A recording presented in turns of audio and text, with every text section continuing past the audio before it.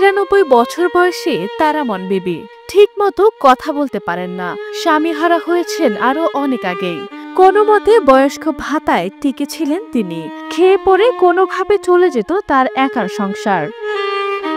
অসহায় এই বৃদ্ধার সাথে এবারে ঘটেছে চরম অবিচার। জীবিত থাকা সত্ত্বেও তাকে কাগজে কলমে দেখানো হয়েছে মৃত, শুধুমাত্র তার বয়স্ক ভাতার কার্ড বাতিলের জন্য।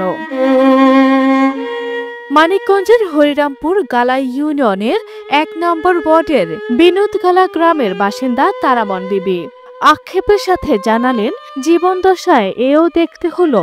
আমার মৃত্যুর কথা কইয়া আমার এই কার্ডটা বাতিল করতে, তাই আমার এই কার্ডটা দিব কিনা এইটা আমি মেম্বারের কাছে দাবি করছি।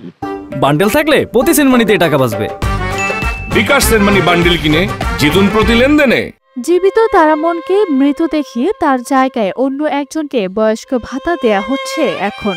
আর এই কাজ করেছেন ইউনিয়ন পরিষদের ১ নং ওয়ার্ড সদস্য দেওয়ান হাবিবুর রহমান হারেজ। এই টাকাটা পাইনি আমি একটা বস্তু নই, একটু পান সুপারি খাই, আমি গড়দা শাড়ি, আমার খাওয়ার দাবি করে পেটে বাতি দেয়, মাথায় একটু তেল নই।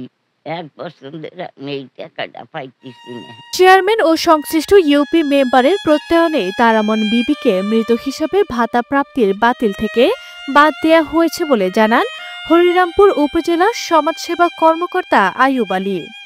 যেহেতু চেয়ারম্যান সাহেব সার্টিফাই করে দিছে যে ব্যক্তি ভাতা হয়ে মারা গেছে, তখন তো এটা তো আমরা অথেন্টিক ধরে নিব।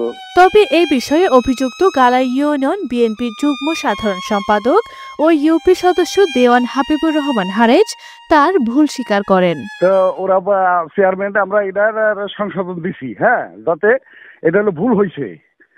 ওইটাই লিখবো যায়, আপনি ভুল করে জীবিত মৃত্যু দেখাইছেন, সমস্যা নাই।